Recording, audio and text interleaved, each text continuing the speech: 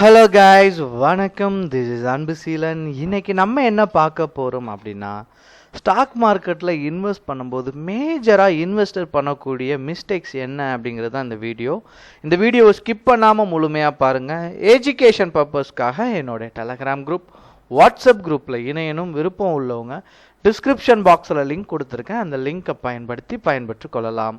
இப்போது நம்ம வீடியோக்குள்ளே போகலாம். ஸ்டாக் மார்க்கெட் அப்படின்னு எடுத்துக்கிட்டாலே நிறைய பேருக்கு என்ன ஞாபகம் வரும் அப்படின்னா, அது ஒரு லாஸ் அப்படின்னு தான் எல்லாத்துக்குமே ஞாபகம் வரும். உங்கள் பக்கத்தில் ஒருத்தர் ஸ்டாக் மார்க்கெட்டை பற்றியே தெரியாது, அவர் சின்ன அளவு கூட அதை பற்றி கற்றுக்க மாட்டார். ஆனால் அவர்கிட்ட போய், சார் பங்குச்சந்தையில் முதலீடு பண்ணுறது நல்லதான்னு கேட்டால் அது ஒரு பெரிய கேம்பிளிங் அப்படின்னு சொல்லுவாங்க. இது யதார்த்தமாக எல்லாருமே சொல்லக்கூடியது. எதுவுமே விஷயம் தெரியாத வரைக்கும் தான் கஷ்டம், அது கேம்பிளிங். விஷயம் தெரிஞ்சு பணம் பண்ண ஆரம்பிச்சிட்டிங்க அப்படின்னா அது ஒரு ப்ரொஃபஷ்னல் அப்படிங்கிற மாதிரி நமக்கு ஒரு மைண்ட் செட் ஆயிடுது. லாங் ரன்னில் போகும்போது இன்வெஸ்ட்மெண்ட்டை பொறுத்த மட்டும் மேஜராக எல்லாருமே சக்ஸஸ் ஆவாங்க. நீங்கள் நிறைய இடத்துல கேள்விப்பட்டிருப்பீங்க, எங்கள் தாத்தா என்ன பண்ணார் அப்படின்னா ஒரு பாண்டு வச்சுருந்தாரு, அந்த பாண்டை நான் இப்போ விற்றேன் அப்படின்னா அது 1500 கோடிக்கு போகுது அப்படி சொல்கிற நிறையா கதைகள்லாம் நீங்கள் கேள்விப்பட்டிருப்பீங்க. அது எல்லாமே உண்மை தான். ஆனால் இப்போ இதில் என்ன அவாய்ட் பண்ணணும், அப்படிலாம் பணக்காரனாக ஆக முடியுமா ஸ்டாக் மார்க்கெட்டில் கேட்டால் ஆனவங்க நிறையா பேர் இருக்கிறாங்க. ஆனால் புதுசாக வர்றவங்க நிறையா மிஸ்டேக் பண்ணுவாங்க. எப்போதுமே நீங்கள் ஒரு வேலையில் 5 வருஷம் எக்ஸ்பீரியன்ஸ் ஆன உடனே, 5 வருஷம் கூட இல்லை, ஒரு 2 வருஷம் எக்ஸ்பீரியன்ஸ் ஆனால் நீங்கள் ஃபஸ்ட்டு ஜாயின் பண்ணும்போது ஒரு மாதம் வேலை பண்ணியிருப்பீங்களா, அந்த வேலையை நீங்கள் நினச்சி பார்த்தீங்க அப்படின்னா ரொம்ப வேறு மாதிரி தோணும். சார் இப்படியெல்லாம் நம்ம இருந்திருக்குமே, இப்படியெல்லாம் ஒரு முட்டாள்தனமாக இருந்திருக்குமே அப்படின்னு தோணும். சரிங்களா? அப்போது அந்த ப்ரீவியஸாக நடந்த விஷயத்த யோசிக்கும் போது அப்படி தோணும். அதே மாதிரி தான் ஸ்டாக் மார்க்கெட் நிறைய பேர் புதுசாக வருவாங்க. அவங்க பண்ணக்கூடிய மிஸ்டேக்ஸ் கொஞ்ச நாள் கழித்து புரியும். ஆனால் நீங்கள் வரும்போதே அவாய்ட் பண்ணக்கூடிய விஷயம் என்ன அப்படின்னா, not fully understanding. Stock market கடல் மாதிரி, அதை ஃபுல்லாகவே கற்றுக்க முடியாது. அது யதார்த்தமாக எல்லாருக்குமே தெரியும். எல்லாமே நம்ம நிறையா புக்கு படிச்சிருக்கோம். நமக்கு அதில் எக்ஸாம் வச்சா 100க்கு 100 நம்ம மார்க் எடுக்கிறோமா அப்படின்னு கேட்டால் கேள்வி கொடுத்தா. இப்போ கொடுத்தா கூட நம்ம அப்போ படித்தோம், ஒரு 10 வருஷம் 15 வருஷத்துக்கு முன்னாடி படித்தோம். இப்போ நம்ம கொடுத்து நம்மகிட்ட கேட்டால் கூட நமக்கு என்ன தோணும், நம்மளால் 100 எடுக்க முடியுமான்னு கேட்டால் டவுட் தான். அப்போ நம்மளால் எதையுமே ஃபுல்லாக கற்றுக்க முடியாது. எப்படின்னா ஃபுல்லாக கற்றுக்க முடியாத சென்ஸ் 100க்கு 100 மார்க் எடுக்க முடியாது. ஆனால் ஒரு சப்ஜெக்டில், நமக்கு நிறையா சப்ஜெக்ட் வரல, ஒரு சப்ஜெக்டில் நல்ல மார்க் ஸ்கோர் பண்ண முடியும். 60க்கு மேலே நம்மளால் எடுக்க முடியும். அதே தான் ஸ்டாக் மார்க்கெட்டில் நிறையா இருக்குது, நிறையா பேட்டர்ன் இருக்குது, நிறையா ட்ரேட் இருக்குது. உங்களுக்கு இன்வெஸ்ட்மெண்ட்டை பொறுத்த மட்டும் ஒரு விஷயம் உங்களுக்கு சரியாக தெரிஞ்சிருக்கணும். அந்த ஒரு விஷயத்தை ஃபஸ்ட்டு அண்டர்ஸ்டாண்ட் பண்ணுங்கள். இதுக்கு ஒரு கதை கூட நான் அழகாக சொல்லிடுவேன். என்ன அப்படின்னா, நீங்கள் படிக்கும்போது ஒரு பொண்ணு நல்லா நிறையா டைமில் பொண்ணுங்க நல்ல மார்க் எடுத்திருக்கும். அதில் 5 சப்ஜெக்ட் பார்க்கும்போது எல்லாமே 90க்கு அபோவாக இருக்கும். சரிங்களா? அதில் நம்ம கொஞ்சம் மீடியமாக தான் படிப்போம். நம்ம ஒரு சப்ஜெக்டில் மட்டும் 60 எடுத்திருப்போம். அந்த பசங்க 5 சப்ஜெக்ட்லையுமே 90 எடுத்திருப்பாங்க. நம்ம ஒன்றில் மட்டும் என்ன பண்ணியிருப்போம் அப்படின்னா 60 எடுத்திருப்போம். மித்த எல்லாமே நமக்கு என்ன, எக்ஸாம்பிளுக்கு மேக்ஸில் நல்லா பண்ணியிருப்போம். அப்போது நம்ம ப்ரொஃபஸர் கேட்கச்ச நம்ம என்ன சொல்லுவோம், உனக்கு பிடிச்ச சப்ஜெக்ட் என்னடான்னு கேட்டால், நீங்கள் இருக்கிறதுலே ஹையாக எது ஸ்கோர் பண்ணியிருக்கீங்க, மேக்ஸில் தான் 60 எடுத்திருக்கீங்க, நீங்கள் 60 அப்படின்னு சொல்லுவீங்க.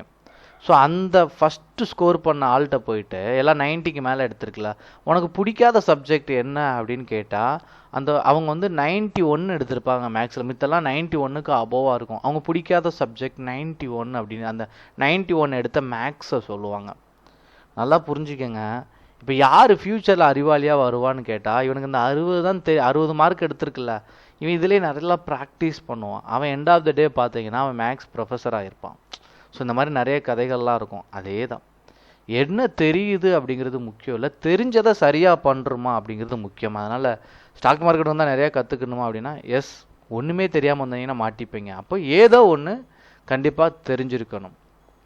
அப்புறம் ஃபினான்ஷியல் அட்வைசர் தேவையா இல்லையா, எனக்கு ஒன்றுமே தெரியலையே, ஒரு ஃபினான்ஷியல் அட்வைசர் இருந்தால் நம்ம பணம் பண்ணிடலாமா, இது எந்த மாதிரி கேள்வி அப்படின்னா, நல்லா படிக்கிற பையன் கூட நம்மளும் போய் உட்காந்தா அவன் எடுக்கிற மார்க்கை நம்மளும் எடுத்துருவோம் அப்படின்னு ஒரு நினப்பு இருக்கும். சரிங்களா? அது முழுக்க முழுக்க தப்பு. அப்போ என்ன பண்ணணும், அந்த படிக்க பையன்ட்டு நம்ம என்ன விஷயத்த கற்றுக்கணும் அப்படின்னா, அவன் படிக்கும்போது அவன் கூட இருந்துக்கணும். அவன் சொல்லி கொடுக்குறத வச்சு அவன் 100 எடுக்கிறான்னா நம்மளால் அவன் சொல்லி கொடுக்குறத வச்சு 50 மார்க் எடுக்க முடியும். அடுத்து நம்ம ஒரு எஃபோர்ட் போட்டால் ஒரு 70-80 மார்க் நம்மளால் எடுக்க முடியும். அதே தான், ஃபினான்ஷியல் அட்வைசர் சொன்னதை அப்படியே நம்பி பண்ணிங்கன்னா தலையில் துண்டு போட்டுற வேண்டியதான். பாதி கேளுங்க. சரிங்களா? அவர் சொல்கிறத பாதி 50 எடுத்துக்கோங்க. 50 நீங்கள் யோசிக்கிற மாதிரி உங்களுடைய மைண்ட் செட்டை க்ரியேட் பண்ணுங்கள். நிறைய பேருக்கு சேவிங் பண்ணால் மூணாவது விஷயம் ரொம்ப முக்கியமான விஷயம். நிறையா பிஸ்னஸ் டைமில் சொல்லுவாங்க, அதாவது நம்ம கஷ்டத்தில், நீங்கள்லாம் கஷ்டத்தில் இருக்கும்போது ஒரு வார்த்தை வரும், அதாவது ஒருத்தன் வந்து பணம் இல்லாமல் ஒரு பிஸ்னஸ் உருவாக்குறான், அவன் தான் பர்ஃபெக்ட் பிஸ்னஸ் மேன் அப்படின்னு சொல்லுவாங்க. எவன் முதலீடு பண்ணி ஒரு ஒரு ஒரு முதலீடு பண்ணுறான், அதில் பணத்தை டெவலப் பண்ணி எடுத்துகிட்டு வந்தால் அது வந்து ரொம்ப சிம்பிள் அப்படின்னு சொல்லுவாங்க. அதாவது என்ன சொல்லுவாங்க, அது வந்து ஒஸ்ட்டுங்கிற மாதிரியே ஒரு பெர்ஃபார்மன்ஸில் காட்டுவாங்க.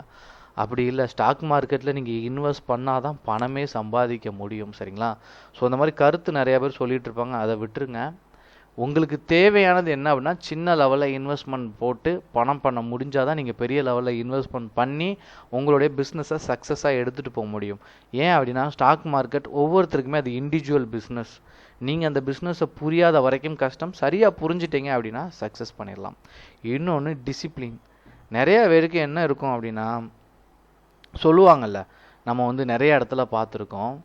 சரிங்களா? ஒரு பர்டிகுலர் ஸ்ட்ரீட்டில் போனால் அந்த ஸ்ட்ரீட்டே ரொம்ப சுத்தமாக இருக்கும். சரிங்களா? சில ஸ்ட்ரீட்டுக்கு போனீங்க அப்படின்னா அந்த ஸ்ட்ரீட் ரொம்ப ஒஸ்ட்டாக இருக்கும்.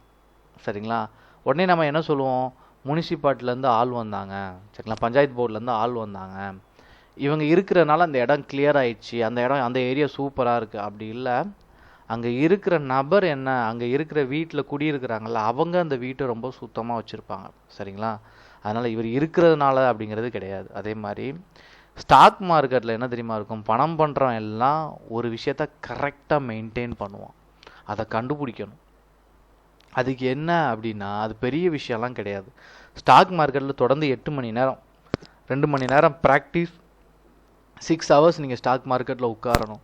உட்காந்து நல்லா பிளான் பண்ணாலே உங்களுக்கு என்ன மாதிரி டிசிப்ளின் க்ரியேட் பண்ணணுமோ அந்த மாதிரி நீங்கள் அதை க்ரியேட் பண்ணிக்கலாம். 5வது ரொம்ப முக்கியமான விஷயம், முன்கூட்டியே திட்டமிடணும். அதுதான் ரொம்ப முக்கியமான விஷயம். நிறைய பேர் என்ன அப்படின்னா இதில் தான் பிரச்சனை, ஃபோர்காஸ்டிங் அப்படின்னு சொல்லுவாங்க. நான் என்னவா ஆகணும், எனக்கு என்னவா பணம் திரும்ப கிடைக்கணும் அப்படிங்கிறதுல கவனம் தேவை. சும்மா எல்லாரும் இன்வெஸ்ட் பண்ணுறாங்க, நான் அதை 1 வாரத்தில் எடுப்பேன், அந்த பணத்தை 2 வாரத்தில் எடுப்பேன் அப்படின்னா அது பிரச்சனைக்குரியது. சரிங்களா? அப்போ இந்த பணத்தை நான் இன்வெஸ்ட் பண்ண போகிறேன், எனக்கு அடுத்த வருஷம் இது என்னவா இருக்கும், நான் ப்ரீவியஸாக நிறைய கம்பெனியை அனலைசிஸ் பண்ணியிருக்கேன், அது 1 இயரில் எந்த அளவுக்கு மேஜராக ப்ராஃபிட் கொடுக்கு, இதெல்லாம் ஓரளவுக்கு உங்களுக்கு தெரிஞ்சிருக்கணும். எல்லாம் எக்ஸாக்டாக தெரிய வேண்டாம், ஓரளவுக்கு ப்ரெடிக்ஷன் இருந்தால் you will be success. Okay guys, thank you so much for வாட்சிங் this video. Tata, bye, see you.